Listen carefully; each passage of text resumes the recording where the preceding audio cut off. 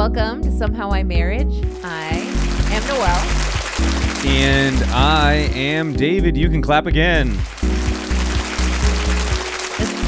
David plays this button for himself all the time, but It's not a button. It is a real deal Real live audience. that is cued by the button. yeah.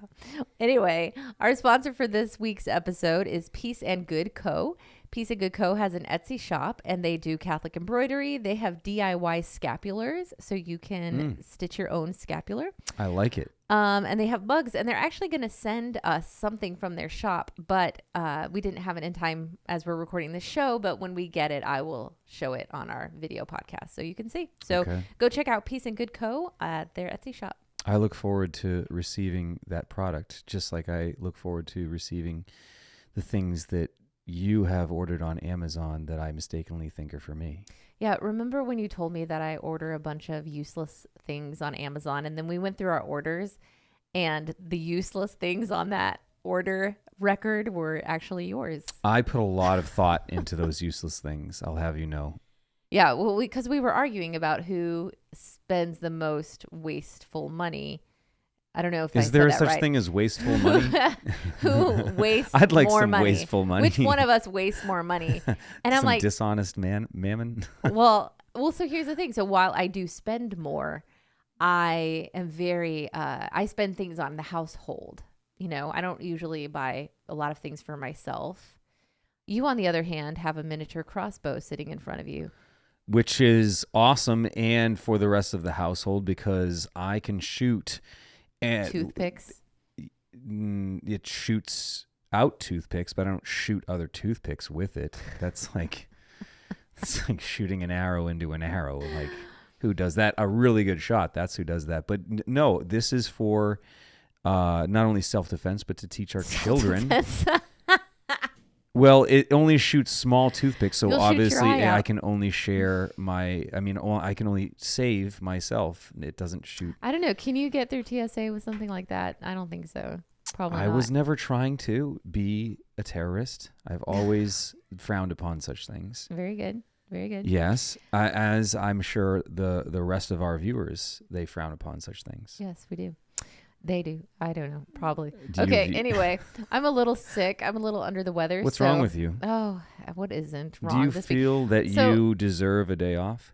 I do, but I feel like we're not going to get one anytime soon.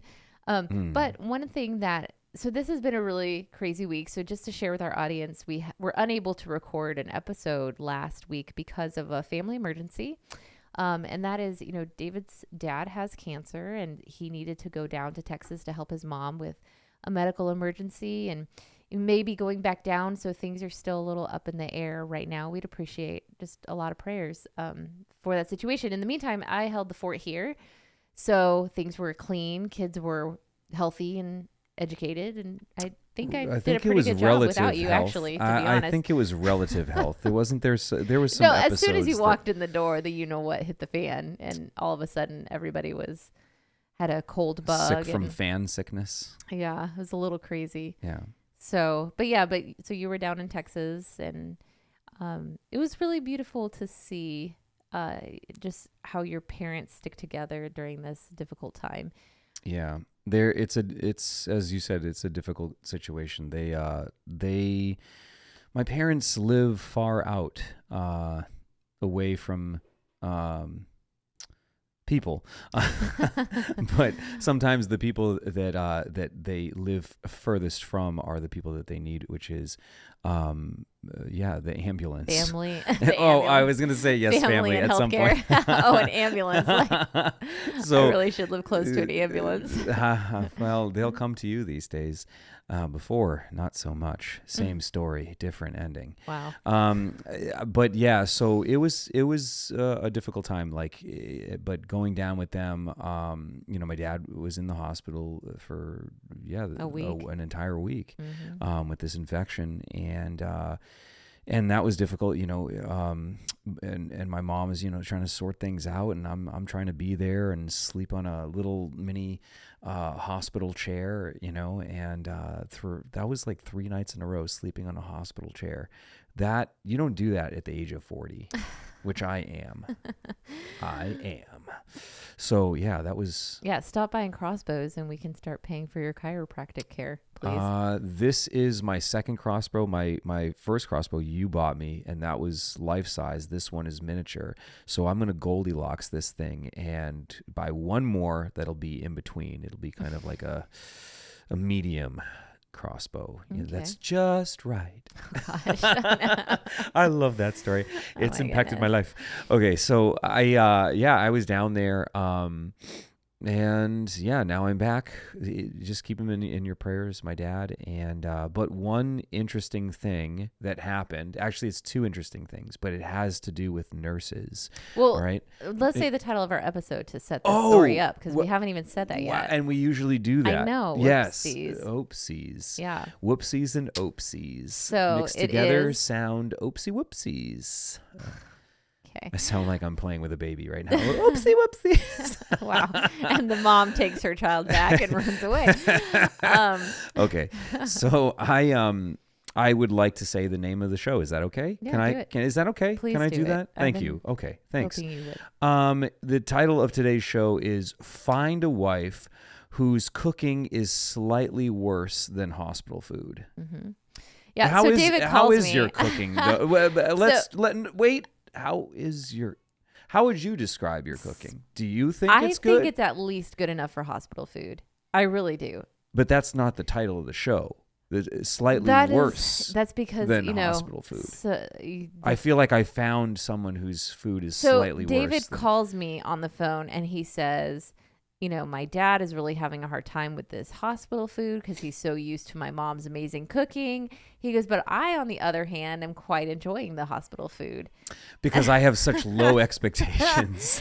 So, okay, here's the thing. I have literally no desire to get better at cooking. I have tried for 13 years. Okay, so you admit, of our marriage.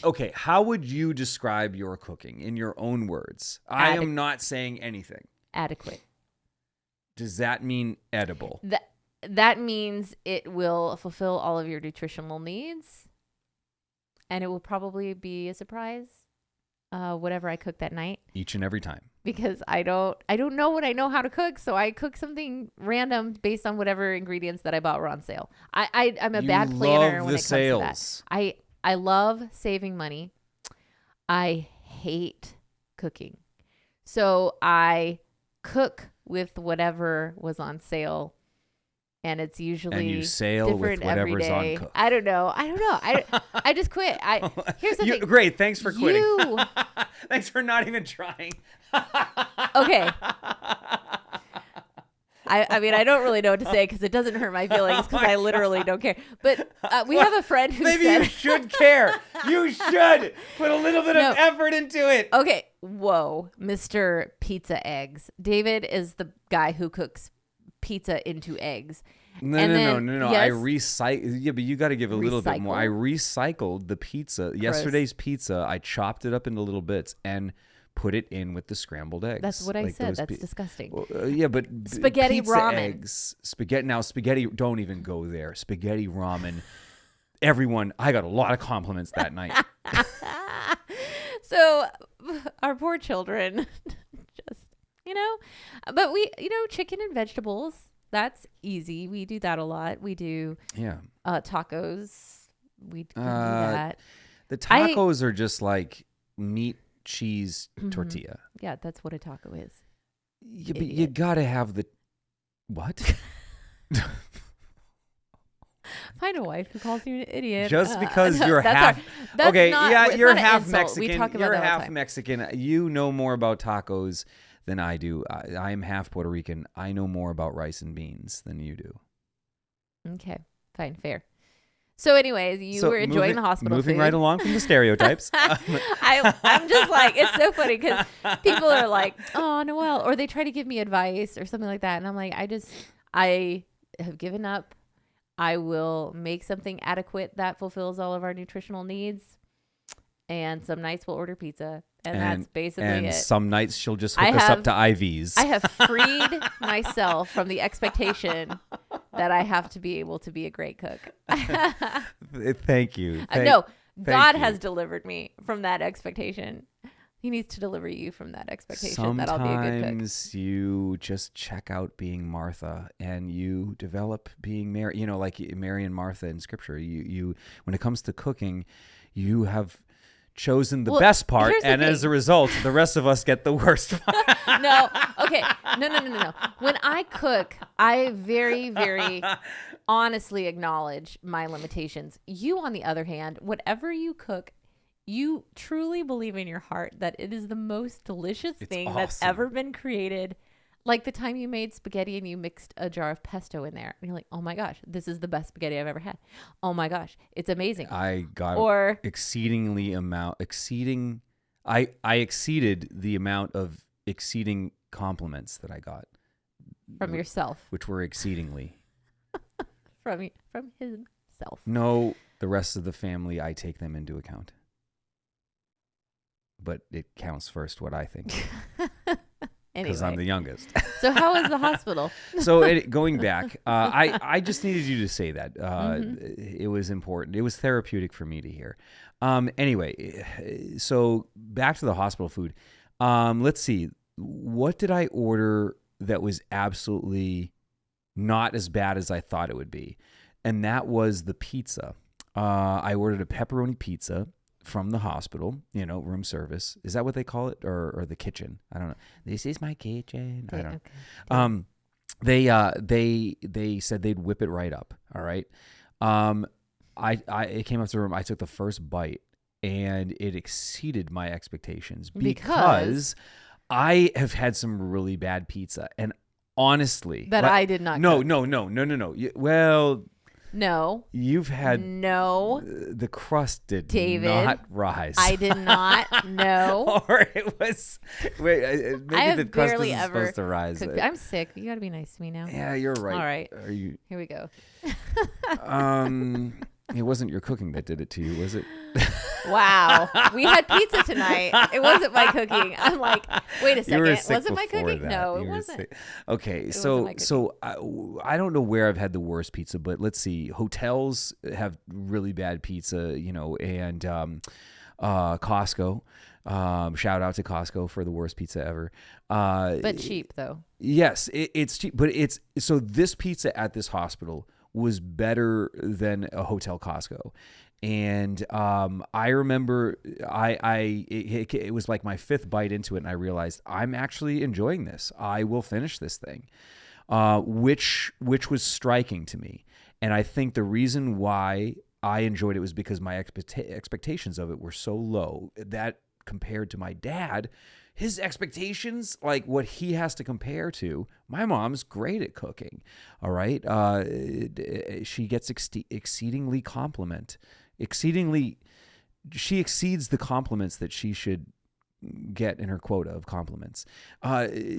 She is a very good cook. And so my dad is eating that stuff all the time. Well, yeah, when he goes to the hospital, then he's going to have a negative experience. He's going to be offended by the food. Whereas me, it's not offensive.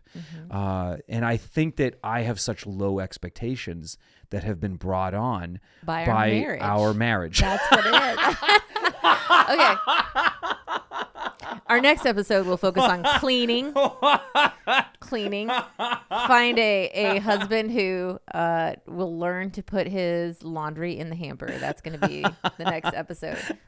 So find a wife who will clean up after you have an episode with the stomach bug.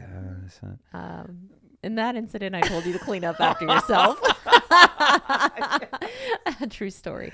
Okay, moving on. We'll have to tell that. Okay, next episode. Yeah.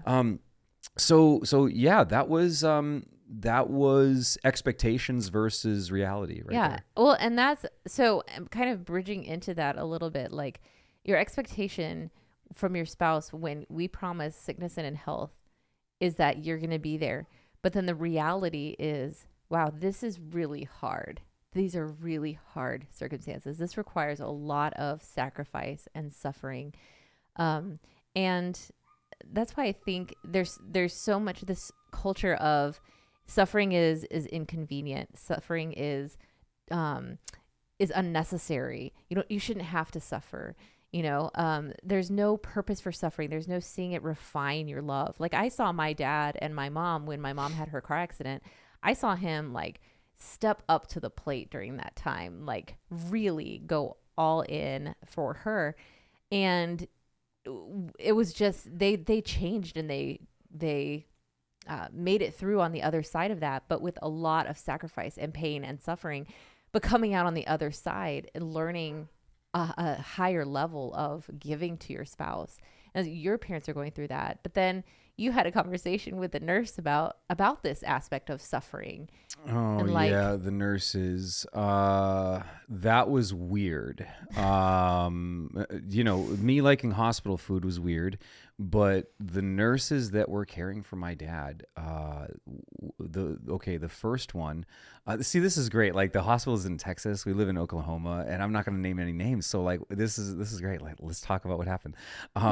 This one nurse comes in and she's caring for my dad. And while she's, hooking him up to the whatever, next, antibiotic or whatever, my mom and her are chatting it up, this, that, the other thing. She speaks Spanish. My mom speaks Spanish.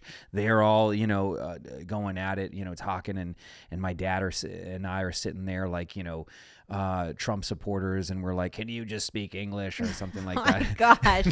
Wow. Okay. We're going to have to unpack that next time, because wow, David, you just went there, and I'm just like, gosh. Okay. That's what the other day David we were asking, like, do people around here go anywhere for President's Day? Do they celebrate President's Day? And David's like, well, it depends on who's in office. I was like, okay. Let me circle back. For the record, we consider ourselves Catholic before politics. Okay, moving on. I just think it's funny to say those divisive things. I think it's funny. Well, you did have a point when you're like not understanding what they're doing with his medical care, to be like, hey, could somebody please tell me what's going on here? No. Yeah, they were chatting it up in there was another time, another nurse who was, this is a different one, who was also, Spanish speaking. And him and my mom were chatting it up. And I felt so racist because I was like, I really said at one point, okay, can you guys speak English? Because my dad needs to hear this. But it's like I'm saying that from just his health perspective. He has the right to know what they're saying, about him. But I just felt so dirty. I know. He called me. He was so like, racist. Oh my gosh. I had to tell my mom to speak English, okay? This is America. Oh my gosh. Oh my gosh. So all right, anyway, he had a come to Jesus moment when he calls me and he feels so bad to be like, my dad didn't know what they're talking about him, and I feel like he has a right to hear what's going on. And so, yeah. But anyway, so they were tell him about the Enchanted Rock, right? So what happened was, circling back, this one nurse is chatting it up with my mom, and at some point the nurse starts talking about like, oh yeah, and yoga is good for your health too. But the way that she's talking about it, it's not like in the just like, hey, do push-ups or stretches or do some pull-ups or whatever, and that'll help you. Okay. I know that's not what yoga, but stretches. I know what okay. Okay, go ahead. You stick to cooking and I'll stick to yoga. Wow. Okay. Yeah. It will be adequate. I'm flexible. It's clearly not. She's talking about like the stretches. She's talking about the spiritual, aspect of it. Like, this is like religious experience. Getting 50 push-ups done, and it's like, no, I just do push-ups. I don't get a religious experience from it. Yoga, I'm fine with that. But as soon as we start going into like, and then you'll connect with the spirit realm, like, it's like, okay, I don't even know how I feel with Harry Potter. I can't even handle that yoga. So she starts talking about that, and my mom is listening, and my mom, she has made a new friend, and so she's not going to just say anything yet, whatever. But then the lady launches into, And I forget the transition from yoga but she starts talking about how the pyramids were built by aliens. Yeah, and that's trending right now. At that point, my mom is just like, oh, but she didn't like stop her, or she didn't like say something, question that or whatever. My mom is just like, oh, my new best friend is telling me about her beliefs in aliens. Yes, she's my friend, so I will respect that. Christians are the weird ones, right? Yeah, blind faith. So I'm just kind of like sitting there with my dad, listening to all this, and I'm kind of just taking it all in, unable to insert myself into the conversation because of my lack of social skills. If I had learned those better, I would have been able to more tactfully jump in there. But and you weren't even homeschooled. Wow. This is why I don't know how to spell. Spelling. Anyway, yeah, then they start talking about, or this lady starts telling her about that there's an enchanted rock that everybody goes, it's like a tourist attraction that's near the hospital that my mom has to go check out. At that point, I leaned over to my dad, who's in the hospital bed, and I said it in a voice that both of them can hear. I say, "Hey, Dad, do you want to pray a rosary later?" What voice do you have that nobody could hear, though? That is a good point. Okay. Yeah, so I was talking in my normal voice, and I said, "Dad, do you want to pray a rosary later?" I kid you not, this nurse leapt up and bolted out of the room. I am not kidding. That's super weird. I am not making that up. Like, she just flew out of the room when I said that about. She may as well have had invisible ones. Wow. That are as invisible as the air. Wow. That they beat. That's crazy. That's hilarious. Yeah. Okay. Yeah. That was weird. The weirdest thing I've ever seen. That's why your parents need to move to a different hospital. We were trying to get the transfer. All right. Well, the second thing, though, is that as if that wasn't weird enough, a different nurse, this is a different day. Another nurse is coming in, and she's, doing what nurses do. And she starts talking about, she made some comment, about caring for my dad. And she was joking, whatever. And I said, well, we're not Canada, like kind of hinting at Canada's euthanasia, push, and, like they're heading in that direction or whatever. And she was like, "Oh, really? That's what they're doing?" She was asking me about that. And I said, "Oh yeah, they're moving forward with a lot of stuff like that. It's coming." And she said, "Yeah, Switzerland too. They've got the euthanasia." And she says right in front of my dad, who's laying in a hospital bed with cancer and is just has been there for like almost a week. She says, "Yeah, also on the nursing staff, we talk about euthanasia, that topic all the time, and we kind of agree, like it's okay."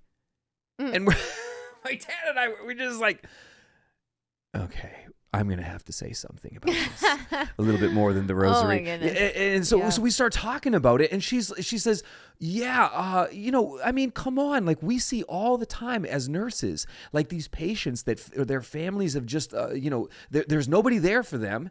And they're there in the hospital bed by themselves, and they got all these tubes in them, and they can't breathe, on their own, and they might be, brain dead or, whatever, and other things. And it's just like, that's cruel to let them, go through that.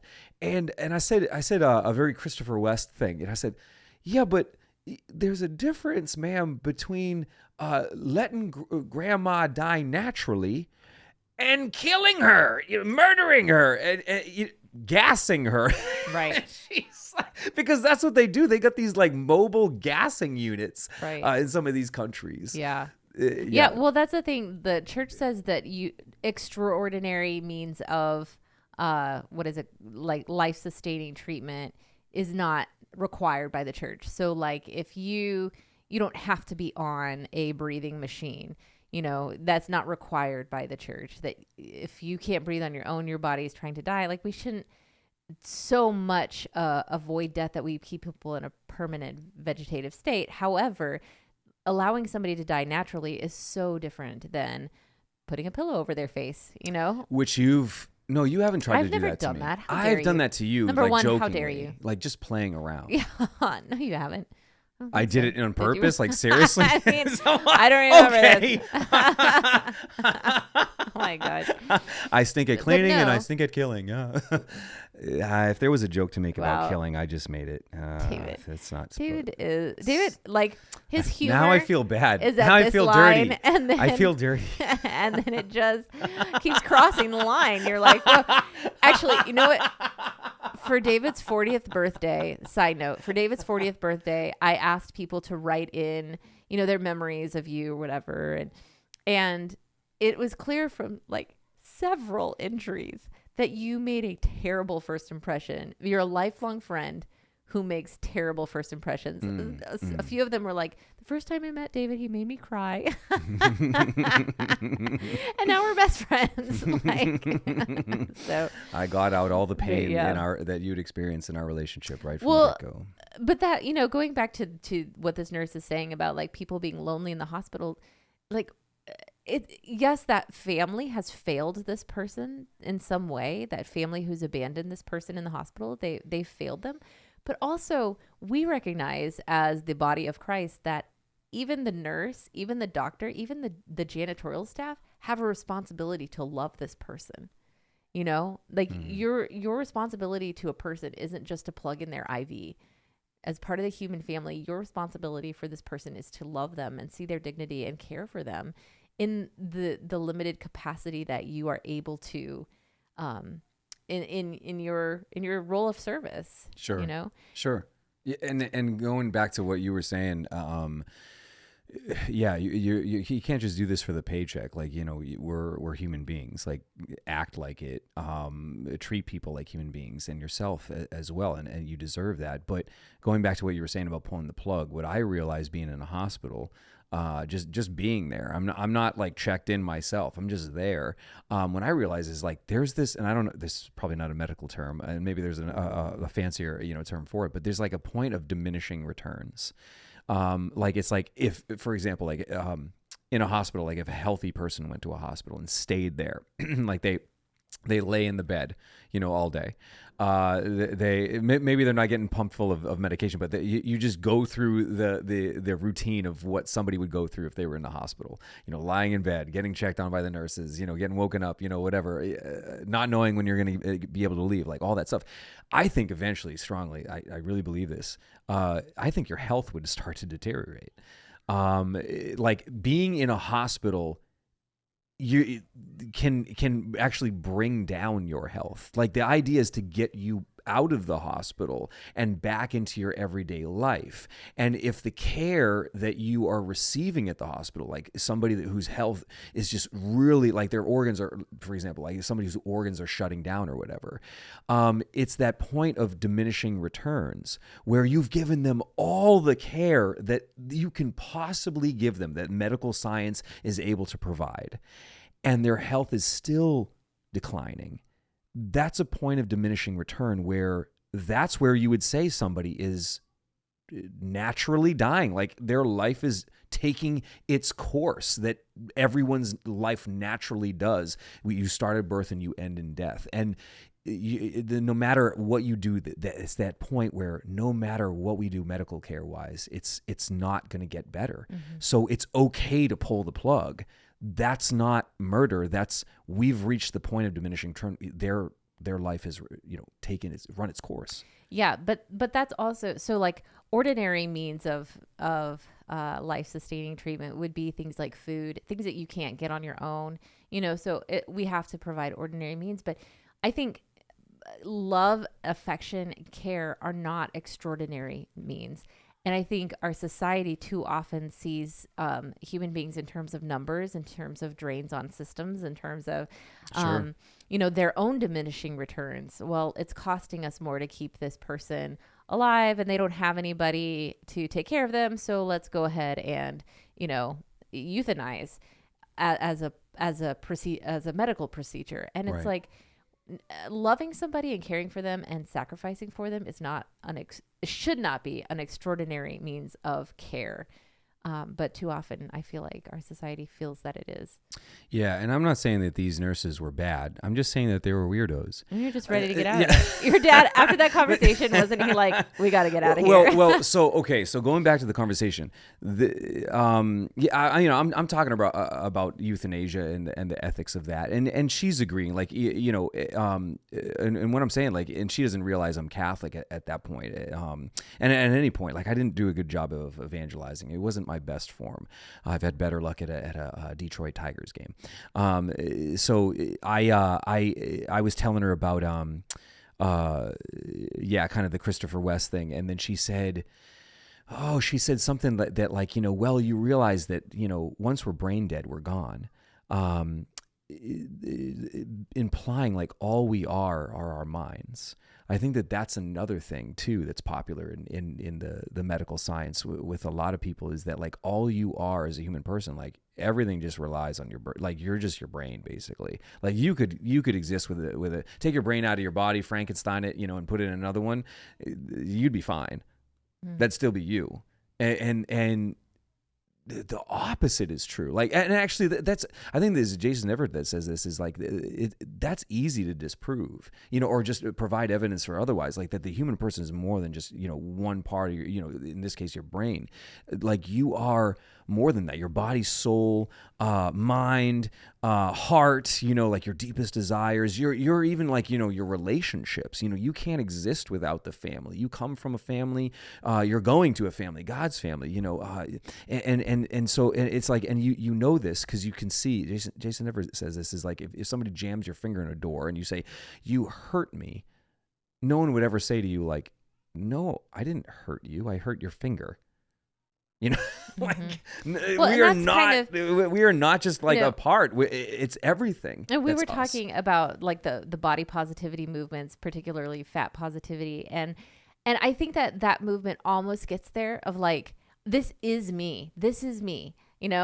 This is my body and who I am inside. This is me. Now we miss the whole thing about like, well, but not everything we do with our bodies is good. There are things we have to do that, help our bodies to be better just for health reasons and whatnot. But it gets to that point of like, you are looking at me. I am a whole person. And that's almost in contradictory to a lot of the other movements now where it's like, I am not my body. My body is very different from my mind and how I feel. So we have all these conflicting messages in our society, but truly the Christian message is your created body and soul. To be human is to be fully integrated into the spiritual and physical life. And the Christian message is one that you can experience. In reality, a lot of these beliefs that are floating around there, like a lot of them are kind of just myths, old rehashed pagan myths, that people are like, oh, now that Christianity isn't influencing society anymore, like let's rehash everything and just call it new, like, because nothing's new under the sun except for this is really, but it feels new because it's viral on TikTok. We haven't done it before. We ourselves. But that whole thing, that was within that conversation with, kind of both of those nurses, but this in a different way. She started talking about the aliens creating the pyramids too. So another nurse, go figure. And on that, the pyramid thing, because that is a popular myth these days, that the pyramids were created by aliens. Like that is raging on the reels of Instagram, all over TikTok, which is even more popular, I guess, in the social media realm. My thing about that is, do they realize that the Catholic Church already has said that there's beings that exist that are not from this world? They're not from planet Earth. Do they realize that the church is already cutting edge? Like we're already way ahead of you on that. And people are like, what? Really? It's like, yeah, dude, angels and demons. Like, hello, those are not from planet Earth. Those are beings. And it's so funny. Like, you look at the Egyptians, just reading about them in scripture. What did they practice? What did they practice? They practiced sorcery. They practiced divination. What do people do when they're doing those things? Well, first of all, they're seeking like some kind of power, control over whatever, nature, their circumstances, etc. Who are they contacting? Usually like they think that they're contacting like a god or some dead person, past, whatever, a dead king, whatever. But Scripture says, I think St. Paul specifically says, like, they're actually talking to demons. Who are masquerading as those people of old, or whoever the person is summoning. Demons give hidden knowledge all the time. That's one of the things that priests, exorcists look for in what's it called? Exorcisms. So like a sign if the person who is suspected of being possessed, if they have unseen or hidden knowledge, like, I knew what you were doing before you came here. You were talking to the bishop and getting permission to give an exorcism, and he said this and you said that, like that would be like the exorcist would be like, okay, let's check that off the list, like mark that down. Like, so demons give hidden knowledge all the time. Like, I'm just speculating right now, but it's like, what if, like, there was, with all the sorcery and divination that happened, in ancient Egypt, for example, maybe there was some hidden knowledge, given on how to which way to face the pyramid and, which way, so that it made people feel or think, that, or be surprised by these wonders. And not only that, but, well, what about Stonehenge? Demons. Oh, okay. Definitely demons. Okay. Yeah. All right. Well, the Mayans, that wasn't demons. That was just the Mexicans. The Mexicans built those. Of course. Yes. as only we can. Just kidding. They're building the roads nowadays. So why there was a comedian that said that. He said, nobody questions that the pyramids were, or the Aztecs, nobody questions who built their pyramids. It was the Mexicans, because they build everything. Oh my God. I feel dirty now. I feel dirty. No, but that's because we work hard, which is that I had a whole paper on that in college about how the language going around was like very offensive, lazy, Mexican workers. But I was like, I don't know a single person that doesn't work super, super, super, super hard. No. So makes me sick. Yeah. As I'm sitting on the porch. You're Puerto Rican, so. I'm just kidding. Wow. I'm just kidding. I'm just kidding. We didn't know that Puerto Ricans and Mexicans sometimes don't like each other. And we're like, no, look at us. We're married. Okay, tangential point. This is the thing about Hispanics. All right, let me tell you. They all think that they are the real Hispanics. Like the Mexicans think that they're the real Hispanics. The Puerto Ricans think that they're the real. Mexicans are not Hispanic. Mexicans are Mexicans. I'm just saying. There's a lot of confusing language out there, and we don't even like white people. They don't even know. They just lump them all together. Hispanics. And all of us now that have intermarried and whatever, we're all just kind of mutts. What do you call, like? We got to come up with something really cool where we're just diverse and inclusive, because we are in our genetics diverse and inclusive. You get to take. You get to. Appreciate white privilege as well as affirmative action. Oh my gosh. On that super offensive note, we just crossed all kinds of lines today. All right. But this is how, as a closing note. Well, we're closing. We have to close. It's been too long. Who's watching the kids? I don't know. But here's the thing. Just as a side note, in a lot of our episodes, we do push the lines of appropriate and joking. We like to process things out loud. We like to be on. It's like we're on a date. This is how we would chat when we're on a date. So we thank you for joining us. And I think you just said that right now because our parents might have been listening. You have to like put that little disclaimer. That's why they are listening, and they're like, "Oh, guys." Yeah, they're horrified. Sorry, Mom and Dad, but that's why you shouldn't join us for a double date. You don't go on a double date with your parents. Who does that? I don't know. There's probably somebody out. If you go on double dates with your parents, like you and your spouse and your mom and dad, like you call us at this number. But other than that, until then, do we have anything else to conclude? Nope, that's it. Go visit Peace and Good Co. Etsy shop, and check out their embroidered work and their DIY scapulars and lots of good stuff. So, thank you guys. Thanks for sponsoring. Until next time, stay out of the hospital or they'll put enchanted rocks on you while doing yoga and building a pyramid on your stomach with IV bags. And then they'll say the aliens built it or no, the doctor did it. Goodbye. Until next time.